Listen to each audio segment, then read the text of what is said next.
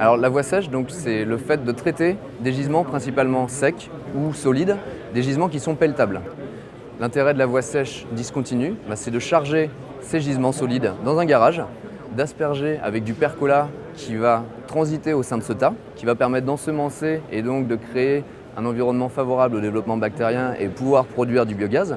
Et l'intérêt agronomique, je dirais, pour l'exploitant agricole qui travaille en voie sèche, c'est de récupérer un gisement pelletable qu'il va pouvoir continuer à stocker au champ et épandre avec son équipement classique qu'il va avoir et dont il va disposer sur sa ferme. Alors, le discontinu, le principal intérêt, c'est la compartimentation du risque. C'est-à-dire qu'on va travailler sur au minimum 3 compartiments. En général, on va plutôt travailler sur des unités à 4 compartiments. L'intérêt, c'est que si vous avez une problématique d'inhibition biologique au sein d'un compartiment, les 3 autres vont continuer à fonctionner. C'est-à-dire que si on a une problématique sur l'un des digesteurs, on ne compromet pas le fonctionnement général de l'unité. On va continuer à alimenter notre poste de valorisation énergétique, qu'il soit moteur de cogénération ou unité de purification, si je pense à l'injection de biométhane.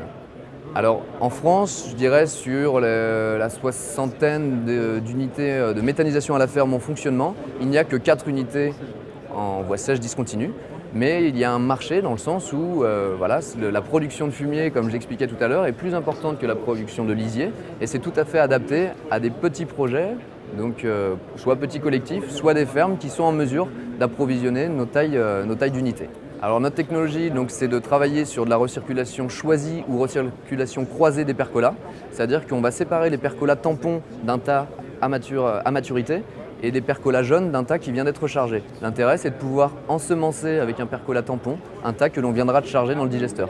En faisant ça, on optimise le fonctionnement de l'unité de méthanisation en réduisant les temps de séjour et en accélérant les premières phases de la méthanisation qui, elles, ne produisent pas un biogaz de qualité et en termes de débit, pareil.